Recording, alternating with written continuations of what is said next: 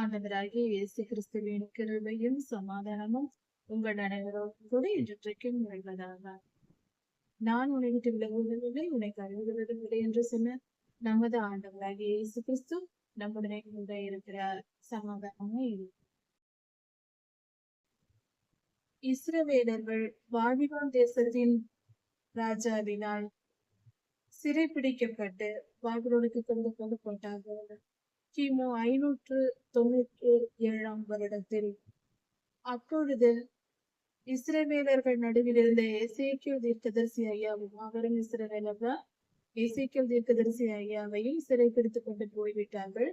அங்கே பாபிலோன் தேசத்தில் யூப்ரட்டிஸ் நதியில் கேபார் என்னும் நதி அண்டையில் யூப்ரட்டிஸ் நதியில் கால்வாய் ஒன்று இருந்தது. அதன் பெயர் கேபார் நதி.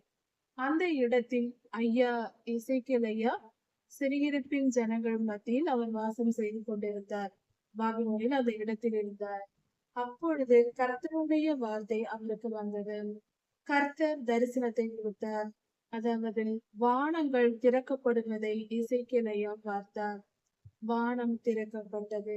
வானங்கள் என்று பார்த்தோம். பல வானங்கள், 3ஆம் வானம் வரைக்கும் என்று பவுலையா சொல்லியிருப்பது போல பல வானங்கள், 3க்கும் மேற்பட்ட வானங்கள் இருக்கும்.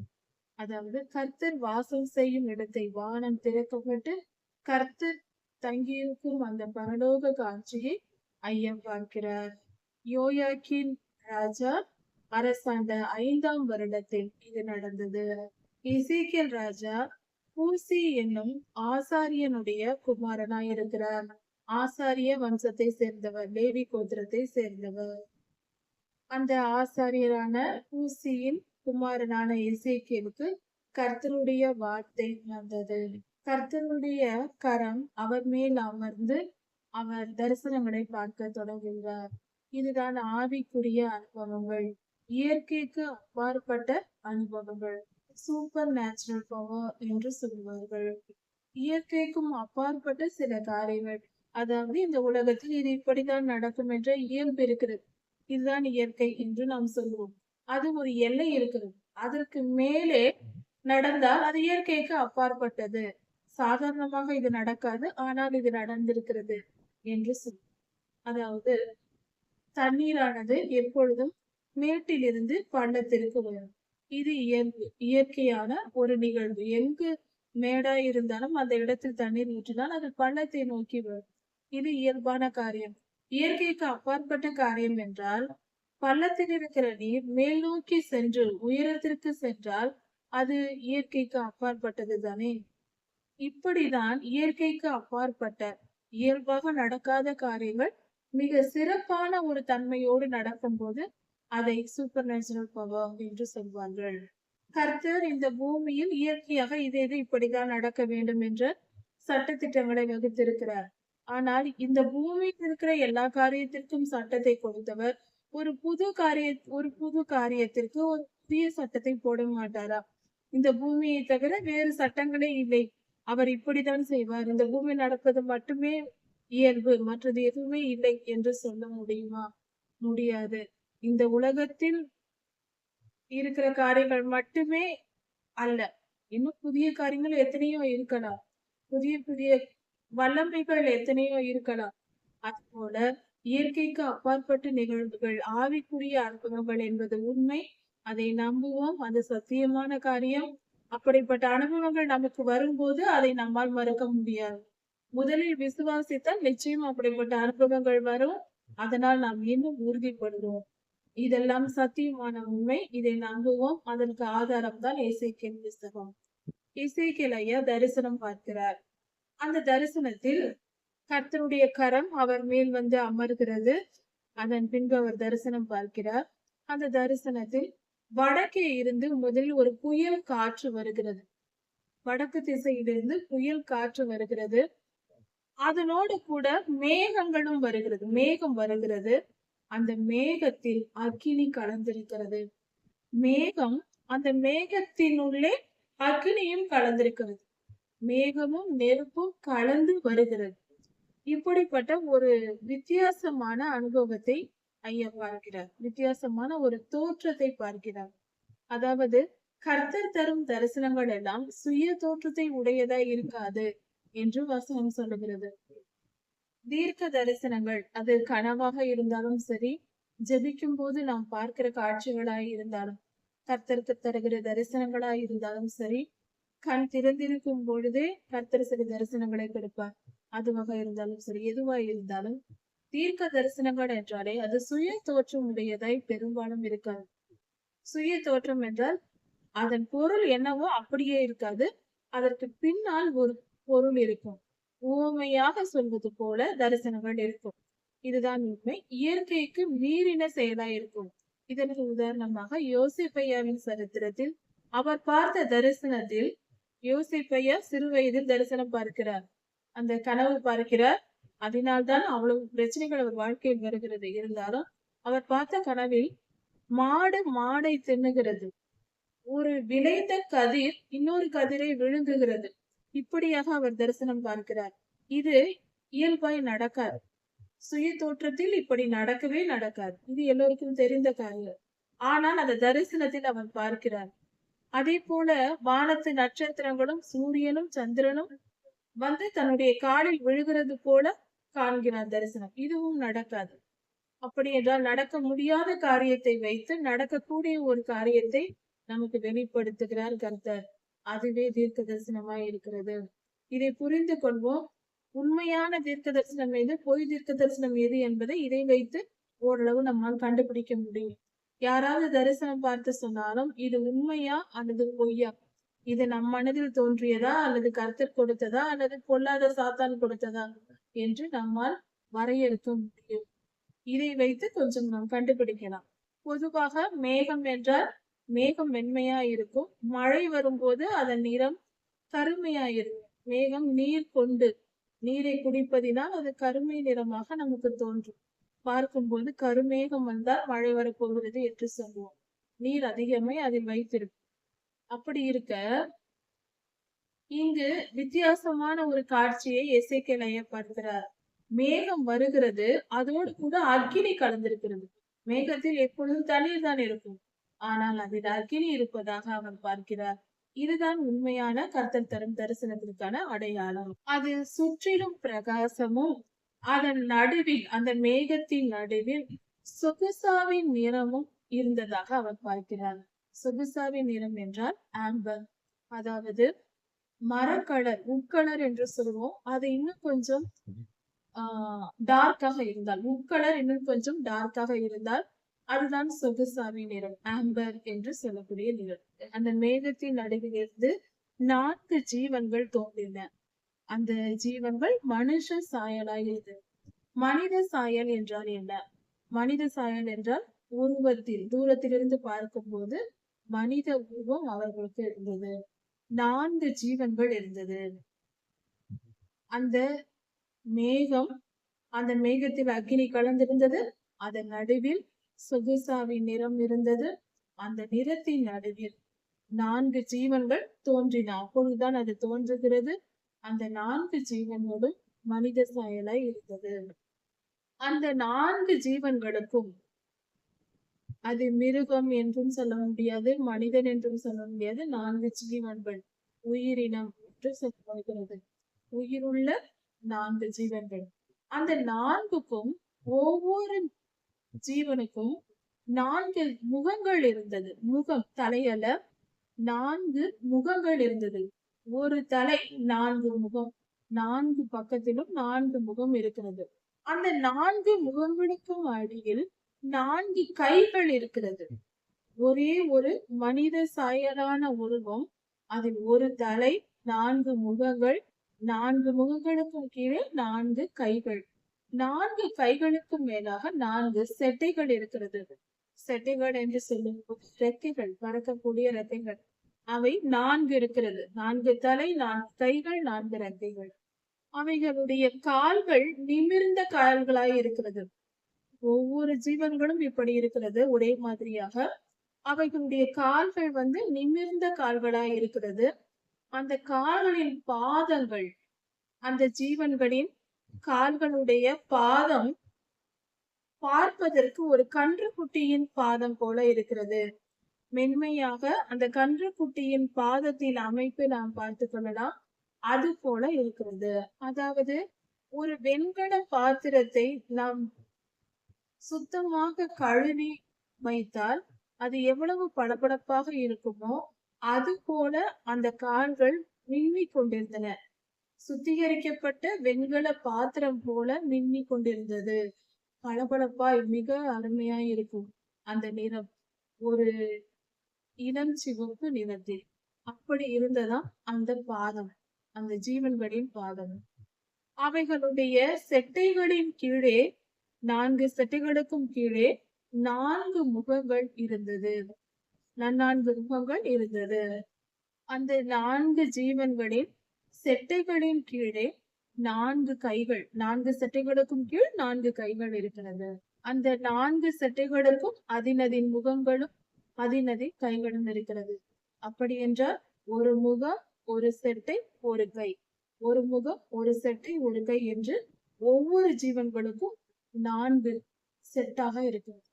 4 சேர்ந்து சேர்ந்து இருக்கு. அதாவது 4 செட்டை, 4 முகம், 4 கைகள். அது அதற்கு நேராக இருக்கு. அவைகளுடைய ஒவ்வொன்றின் செட்டையும் அதினதின் செட்டைகளோடு சேர்ந்திருந்தது. 4 செட்டைகளும் ஒன்றாய் ஒரு இடத்தில் சேர்ந்திருந்தது. மற்ற செட்டைகளோடு ஒன்றோடொன்று இணைக்கப்பட்டிருந்தது. 4 செட்டைகளும் கீழ்ப்பகுதியில் சேர்த்து வைக்கப்பட்டிருந்தது.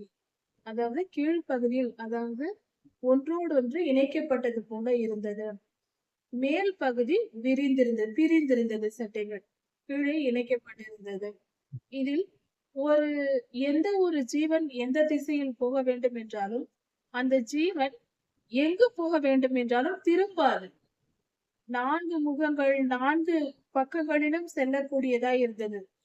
நேராக செல்ல வேண்டும் என்றால் அந்த முகத்தின் பக்கம் போகும். 4 திசைகளிலும் முகம் இருக்கிறது அல்லவா, அதனால் எந்த பக்கம் வேண்டும் என்றாலும் திரும்பாமல் அப்படியே போகக்கூடியது. செட்டைகளும் இணைக்கப்பட்டிருக்கிறது, அதனால் அது அப்படியே போகும். அவைகள் செல்லும் போது திரும்பாமல் ஒவ்வொன்றும் அதன் திசைக்கு நேர்முகமாய் சென்றது. வடக்கு நோக்கி சென்று கொண்டிருக்கும் போது அந்த முகத்தின் பக்கம் பார்த்து கொண்டு போகும். திடீரென்று தெற்கு பக்கம் திரும்ப வேண்டும் என்றால் தெற்கு பக்கம் ஒரு முகம் இருக்கிறது, அது அப்படியே அந்த திசை நோக்கி நகர்ந்து போகும். கிழக்கு மேற்கு எந்த திசையில் போக வேண்டும் என்றாலும் அதற்கு 4 முகங்கள் இருக்கிறது, அந்த பக்கம் பார்த்து கொண்டு அப்படியே போக தொடங்கிவிடும். அது போன்ற அமைப்புடையது அந்த ஜீவன்கள். அந்த முகங்களுடைய சாயலானது, 4 ஜீவன்களின் முகங்கள் சாயல் எப்படி இருந்தது என்றால், வலது பக்கத்தில் இருக்கும் 2 முகங்களும் மனுஷ முகம், சிங்க முகம். இடது பக்கத்தில் இருக்கிற 2 முகங்களும் எருது முகமும் கழுகு முகமும். இப்படியாக 4 முகங்களும் 4 விதமான முகங்களோடு இருந்தது. 4 ஜீவன்களும் ஒரே மாதிரி தான் இருந்தது. உருவ அமைப்பு பார்க்கும்போது ஒரு மனிதன் நிற்பது போல, ஆனால் அதற்கு கால்கள் 4, முகங்கள் 4, செட்டைகள் 4. இப்படி அந்த ஜீவன்களின் முகம் இப்படி இருக்கும்போது அதனுடைய செட்டைகள் மேலே பிரிந்திருந்தது, மேல் பக்கத்தில் பிரிந்திருந்தது, கீழே இணைக்கப்பட்டதா இருந்தது. ஒவ்வொரு முகங்களுக்கும் 2 சட்டைகள் சேர்ந்திருந்தன. ஒவ்வொரு பக்கத்திலும் 2 சட்டைகள் சேர்ந்திருக்கிறது. மற்ற 2 ரெக்கைகளும் அதன் உடல்களை மூடி இருந்தது. ஜீவன்களின் உடல்களை மூடி சுத்தமாக மூடிக்கொண்டே இருந்தது, ஒரு துணியினால் போர்த்தியது போல. அந்த ஜீவன்கள் போகும்போது, அது ஒரு இடத்தை விட்டு இன்னொரு இடத்திற்கு போகும்போது தன் திசையில் அது நேராக போய்கொண்டிருந்தது. திரும்பி பார்க்க வேண்டிய அவசியம், திரும்ப வேண்டிய அவசியமே அதற்கு இல்லை. எல்லா பக்கமும் முகம் இருப்பதினால் எந்த பக்கம் வேண்டும் என்றாலும் அது அப்படியே போனது, திரும்பாமல் போக முடிந்தது. ஆவி எந்த இடத்திற்கு போக வேண்டும் என்று விரும்புகிறதோ அவ்விடத்திற்கு அது போனது. அந்த ஜீவனுடைய ஆவி அது எங்கு போக வேண்டும் என்று நினைக்கிறதோ அந்த இடத்திற்கெல்லாம் அந்தந்த திசை நோக்கி அது அப்படியே போக தொடங்கியது. அதால் அதற்கு அப்படி போக முடிந்தது, எந்த திசையிலும் போக முடிந்தது. அந்த ஜீவன்களின் தோற்றம், அதனுடைய டெக்ஸ்டர் என்று சொல்லுவோம், அதன் உள் அமைப்பு, அதாவது டெக்ஸ்டர் எப்படி இருந்தது என்றால், அது அக்கினியின் தோற்றமும், எரிகிற அக்கினியின் தழல். அந்த அக்கினி எரியும் போது மேலே வளைந்து வளைந்து செல்லும். தழல் என்று சொல்வோம். the flame. அது எப்படி இருக்குமோ அது போலவும், எரிகிற தீவட்டிகளின் தோற்றமும். ஒரு தீவட்டி என்றால் ஒரு பெரிய கட்டை இருக்கும். அதன் மேல் பகுதியில் துணியினால், எண்ணெயில் துணியை நனைத்து எரிய விடுவார்கள். அந்த கட்டை எரியும் போது மேலே அந்த தழல் எழும்பும், ஃப்ளேம் எழும்பும். அது போல அந்த ஜீவன் பார்ப்பதற்கு இருந்ததாம். அந்த டெக்ஸ்டர், அந்த ஜீவன்களின் உள் தோற்றம், வெளிப்புறத்தில் மனித சாயல், அந்த உருவம் ஒரு அவுட்லைன் கொடுத்தது போலவும், அதன் உள்பகுதியில் அக்கினி உலாவிக் கொண்டிருந்ததாம். அந்த ஜீவன்களின் சரீரத்தில் அக்கினி நகர்ந்து கொண்டு சுற்றி கொண்டிருந்ததாம், அக்கினி தழல். அது போல அந்த ஜீவன்களுக்குள்ளே இருந்த அந்த அக்கினியிலிருந்து மின்னல்கள் புறப்பட்டு வந்ததாம். அவ்வளவு வல்லமையுள்ள அந்த அக்கினியாய் அது இருந்திருக்கிறது. அந்த ஜீவன்கள் ஓடும்போது மின்னலின் தோற்றம் போல ஓடினதாம். மின்னல் வரும்போது நாங்கள் சற்று கவனித்து பார்த்தால் தெரியும், திடீரென்று வேகமாய் வந்து ஒரு கோடு போல கிழித்து விட்டு வரும். அப்படியே கொஞ்சம் கிழிக்கும், கொஞ்சம் ஆடுவது போல இருக்கும், அப்படியே மறைந்து விடும். அது போல அந்த ஜீவன்களின் அசைவுகள் இருந்ததாம், போக்குமரம். அந்த ஜீவன்களை எசேக்கியேல் ஐயா பார்த்து கொண்டிருக்கிறார். அப்படி அவர் பார்த்து கொண்டிருக்கும் போது அவர் அருகே ஒரு சக்கரம் இருந்தது. அந்த சக்கரத்தை பார்க்கிறார்.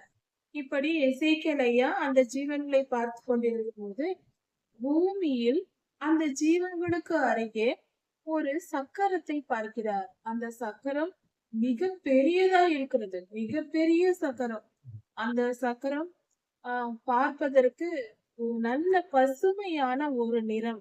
அந்த ஜீவன்களுக்கு அருகே அந்த சக்கரம் இருந்தது. அந்த சக்கரத்திற்கு 4 முகங்கள் இருந்தது. அந்த 4 முகங்கள் கொண்ட அந்த சக்கரம் படிக பச்சையை நிறமாய் இருந்தது. படிக பச்சையில் நிறமாய் இருந்தது. அந்த சக்கரத்தின் வேலைப்பாடும், அதனுடைய டிசைனும், அதனுடைய வடிவமைப்பு, அதனுடைய அலங்காரமும், அந்த சக்கரமும் அதனுடைய அலங்காரமும் படிக பச்சை நிறமாய் இருந்தது. அந்த சக்கரத்தின் ரூபம் ஒரே விதமாய் இருந்தது. 4 முகங்களும் ஒரே விதமாய் இருந்தது. அவைகளுடைய ரூபமும், அந்த சக்கரத்தின் சாயல் பார்க்கும் பொழுது அது சக்கரத்திற்குள் சக்கரம் இருக்கும் போல இருந்தது. 2 சக்கரங்களை ஒன்றுக்குள் ஒன்று இணைத்தது போல 4 முகங்களோடு இருந்தது.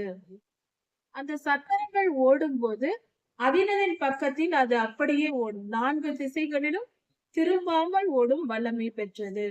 திரும்ப தேவையில்லை, எந்த பக்கம் வேண்டுமென்றாலும் அது ஓட முடியும். 4 பக்கங்களிலும் செல்லும் வல்லமை கொண்டது. 4 முகங்கள் 4 திசைகளிலும் இருக்கிறது அந்த சக்கரத்திற்கு. எந்த பக்கம் வேண்டுமென்றாலும் அது தானாக ஓடும். ஓடும்போது அது திரும்புவதில்லை. அந்த சக்கரங்களின் வட்டங்கள், அந்த சக்கரத்தின் வட்டமான பகுதி பார்க்கும்போது பயங்கரமாய் இருந்தது. பயங்கரமான மிகப்பெரிய அளவு இருந்தது. அது சாதாரண சிறிய சக்கரம் அல்ல, உற்று பார்க்கக்கூடிய அளவுக்கு அல்ல, பார்க்கவே பயங்கரமான மிக பெரியதாய் இருந்தது. அதன் தோற்றம் மிகவும் பெரியது. பார்க்கும்போது பயப்படும் அளவுக்கு அது பெரியதா இருந்தது. இதில் என்னவென்றால் அதை சுற்றிலும் எல்லா பக்கங்களிலும் கண்கள் இருந்தது. ஜீவனுள்ள கண்கள். சக்கரம் பெரிய 4 சக்கரம், மிக பெரியது, மலைகளை விட பெரியது. அந்த அளவுக்கு பெரிய சக்கரத்தை அவர் பார்த்திருக்கிறார். அதுவும் எல்லா பக்கங்களிலும் கண்களோடு இமைகளை விழித்து விழித்து பார்த்து கொண்டிருந்தால் பார்ப்பதற்கு எப்படி இருக்கும்? படு பயங்கரமா இருந்திருக்கும். அப்படிதான் எசேக்கியேல் ஐயா இந்த தரிசனத்தை பார்த்திருக்கிறார். ஒரு காரியத்தை, தீர்க்க தரிசனத்தை குறித்து இந்த இடத்தில் தெரிந்து கொள்ளலாம். நாம் தரிசனம் பார்க்கும் போது ஒரு ஆச்சரியமான ஒரு காரியம் நடக்கும். அது என்னவென்றால், இதை நினைத்து வியப்பதுண்டு. அது என்னவென்றால், நாம் தரிசனத்தில் கர்த்தரையும் ஆவிக்குரிய காரியங்களையும் பார்க்கும்போது பயம் உண்டாகும். பல சூழ்நிலைகளில் பயம் உண்டாகும். திடீரென்று பல அனுபவங்கள் கிடைக்கும் போது பயம் உண்டாகும். இதற்கு வெளிப்படுத்தல் புஸ்தகத்தில் ஆதாரம் இருக்கிறது. யோவான் ஐயா மயங்கி கீழே விழுந்து விடுகிறார், செத்தவனை போல விழுந்தேன் என்றும் சொல்லுகிறார். பலவித காரியங்கள் உண்டாகுகிறது. பரிசுத்த காரியங்கள், கர்த்தருடைய காரியமும் பரலோக காரியங்களையும் பார்க்கும்போது நமக்கு பயமும் நடுக்கமும் உண்டாகும் தரிசனத்தில். ஆனால் ஆச்சரியமான விஷயம் என்னவென்றால், தரிசனத்தில் சாத்தானை பார்த்தால் பொதுவாக பேய் பிசாசு என்றால் மனிதர்கள் பயப்படுவார்கள் என்று பொருள். ஆனால் உண்மை அது அல்ல. தரிசனத்தில் நாம் சாத்தானையோ அவனுடைய சேனையையோ பார்த்தால் துளி கூட பயமே இருக்காது. இது அற்புதமான ஒரு மிக ஆச்சரியப்படத்தக்க விஷயம். அது சுற்றிலும் பயமே இருக்காது. அருவருப்பாக இருக்கலாமே தவிர பயமாக இருக்கவே இருக்காது. அது ஒரு பயப்படத்தக்க காரியமே அல்ல. அது ஒரு அருவருப்பு, அது ஒரு அப்படி என்றுதான் நமக்கு தோன்றும். நாம் யாராயிருந்தாலும் சரி, கர்த்தருடைய பிள்ளைகள் தரிசனம் பார்க்கும் பொழுது சாத்தானையோ அவனுடைய சேனையோ பார்த்தால் துளி கூட பயமே வராது. தேவ தூதர்களை கண்டால் கூட பயம் வரும். கர்த்தரை கண்டால் சில நேரங்களில் பயம் வரும். சில நேரங்களில் பரலோக அனுபவங்கள் கிடைக்கும் போது அற்புதமான காட்சிகள், இப்படிப்பட்ட இசைக்கிளைய பார்த்தது போன்ற தரிசனங்கள் பார்க்கும்போது பயம் வரும், மயங்கி விழலாம், அதிர்ச்சிக்குள்ளாவதெல்லாம் உண்டு. அப்படியெல்லாம் நடக்கிற காரியங்களும் உண்டு. ஆனால் இது வித்தியாசமான ஒரு காரியம். கர்த்தருக்கேற்ற காரியங்கள் தான் நமக்கு பயமாக, அது வல்லமை நிறைந்ததாக இருக்கும். பொல்லாதவனுடைய செயல்கள் எதுவுமே பயமா இருக்காது. இது உண்மை, இது சத்தியமான உண்மை. அந்த ஜீவன்கள் ஓடும்பொழுது, அந்த 4 ஜீவன்கள் ஓடும்போது அந்த சக்கரங்களும் 4 சக்கரங்களும் கூடவே ஓடின. ஒவ்வொரு ஜீவன்களுக்கும் ஒவ்வொரு சக்கரம். 4 ஜீவன்கள் இருந்தது, 4 சக்கரங்கள் இருந்தது. ஒவ்வொரு ஜீவன் ஓடும் பொழுதும் அதனோட அந்த சக்கரங்களும் ஓடின. ஆவி எங்கு போக வேண்டும் என்று நினைத்ததோ அந்த இடத்திற்கெல்லாம் கூடவே அந்த சக்கரங்களும் ஓடின. ஜீவன்கள் பூமியிலிருந்து எழும்பும் போது அந்த சக்கரங்களும் பூமியிலிருந்து எழும்பின. இப்படியாக நடந்தது. ஆவி விரும்புகிற இடத்திற்கெல்லாம் அந்த ஜீவன்கள் போயின. அந்த ஜீவன்களுடைய ஆவி சக்கரங்களில் இருந்தது. ஜீவனுள்ள ஆவி சக்கரங்களுக்குள் இருந்து ஜீவன்கள் போக வேண்டிய இடத்துக்கெல்லாம் சக்கரங்கள் போனது. சக்கரம் எங்கு போக வேண்டும் என்று நினைக்கிற இடத்துக்கெல்லாம் ஜீவன்களும் சென்றது. அது ஜீவன்களுடைய ஆவி சக்கரத்தில் இருந்தது. அவைகள் ஜீவன்கள் செல்லும் போது அந்த சக்கரங்களும் அவைகளோடு கூட சென்றன. ஜீவன்கள் நிற்கும் போது அந்த சக்கரங்களும் நின்றது. ஜீவன்கள் எழும்பும் போது அந்த சக்கரங்களும் எழும்பியது. ஜீவனுடைய ஆவி சக்கரங்களில் இருந்தது. அந்த சக்கரங்கள் உயிருள்ளதா இருந்தது. சக்கரம் என்றால் உயிரற்ற பொருள் என்று நினைப்போம். ஆனால் அது உயிருள்ள சக்கரம். அந்த 4 ஜீவன்களுடைய தலையின் மேல் நீல நிற ரத்தினங்கள் போன்ற, நீல ரத்தினம் போன்ற ஒரு மண்டலம் இருந்தது. ஒரு பெரிய மண்டலம் இருந்தது. அது நீல ரத்தினம் போல மின்னிற்று. மிகவும் பளபளப்பான நீல ரத்தினம் என்றால் ப்ளூ டைமண்ட் என்று சொல்லலாம். அது போல இருந்தது. நீல நிற மாணிக்க கற்கள் அதனுடைய பளபளப்பு எப்படி, அது போன்ற ஒரு மண்டலம் இருந்தது. 4 ஜீவன்களின் தலையின் மேல் இருந்தது. வஜ்ர பிரகாசமான மண்டலம், வஜ்ர கல்லை போல மின்னுகிற மண்டலம் அந்த 4 ஜீவன்களின் தலையின் மேல் இருந்தது.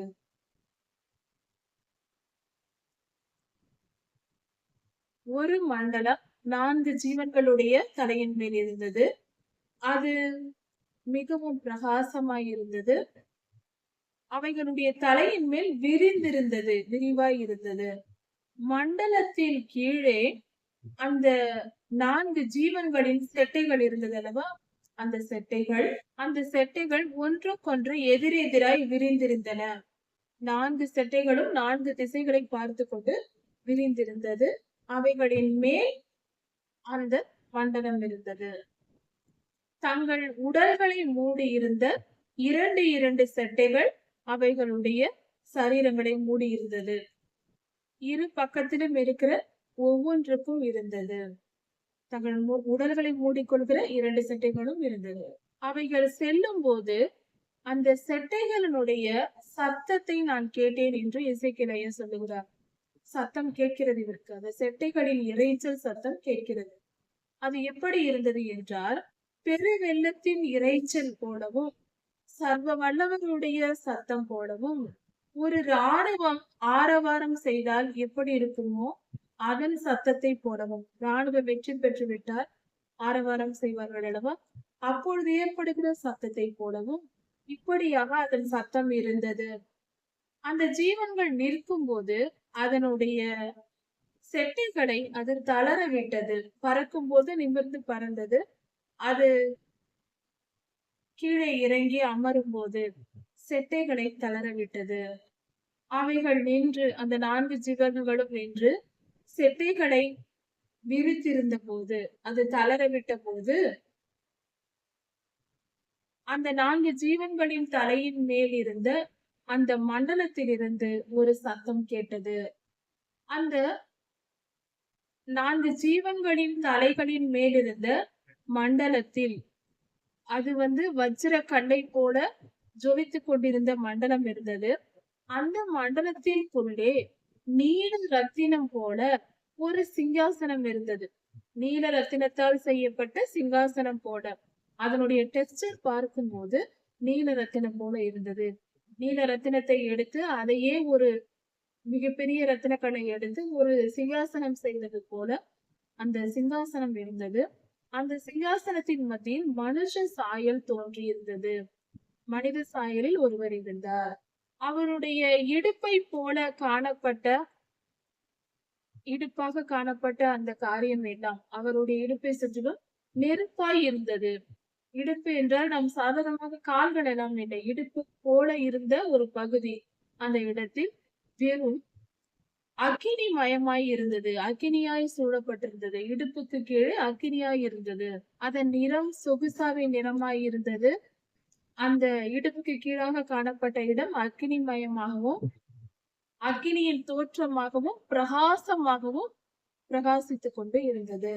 மழை பெய்யும் நாளில் வானவில் எப்படி தோன்றுகிறதோ அது போல அந்த ஜீவனின் பிரகாசம் தோன்றிக் கொண்டிருந்தது. இதுவே கர்த்தருடைய மகிமையின் சாயலுக்குரிய தரிசனம். கர்த்தருடைய மகிமை நிறைந்த சாயலை காட்டும் ஒரு தரிசனமாக இருந்தது. இந்த தரிசனத்தை எசேக்கியேல் ஐயா பார்த்தார். இந்த தரிசனத்தை பார்த்ததும் எசேக்கியேல் ஐயா முகம் குப்புற விழுந்தார். பயங்கரமான ஒரு அதிர்ச்சி. மிகப்பெரிய தரிசனம், பயம் நிறைந்த பெரிய காரியத்தை அவர் பார்க்கிறார். அவரால் அதை தாங்கிக் கொள்ளும் வல்லமை அவருக்கு இல்லை. அவர் பயந்து முகம் குப்புற விழுந்து விட்டார். இப்படி விழுந்து கிடக்கையில் ஒரு சத்தம் கேட்கிறது. இதன் தொடர்ச்சியை, அதற்கு பின்பு என்ன நடந்தது என்பதை குறித்து நாம் அடுத்த செய்தியில் பார்க்கலாம். இப்படியாக தேவ தரிசனம் எசேக்கியேலுக்கு கிடைத்தது. கர்த்தருடைய அந்த வல்லமை, மகிமை, அவர் இருக்கும் இடம், அவர் எப்படிப்பட்ட இடத்தில் அவர் இருக்கிறார் என்பதை பார்த்த மிகப்பெரிய பாக்கியத்தை, மிகப்பெரிய பாக்கியத்தை எசேக்கியேல் ஐயா பெற்றார். அதை நமக்கு சொல்லி கொடுத்திருக்கிறார். அதை பெற்று அதை கேட்கிற நாமும் பாக்கியசாலிகளாய் இருக்கிறோம். பிதாவாகிய தேவனுடைய சந்நிதியை நாம் பார்த்து புரிந்து கொள்கிறோம், உணர்ந்து கொள்கிறோம். அப்படிப்பட்ட பெரும் பாக்கியம் நமக்கு கிடைத்திருக்கிறது. கர்த்தருக்கு நன்றி செலுத்து. கர்த்தர் உங்களை ஆசீர்வதிப்பாராக. ஆண்டவராகிய இயேசு கிறிஸ்து சீக்கிரம் வரப்போகிறார். அவருடைய வருகைக்கு நாம் ஆயத்துக் கொள்வோம். மாரநாதா.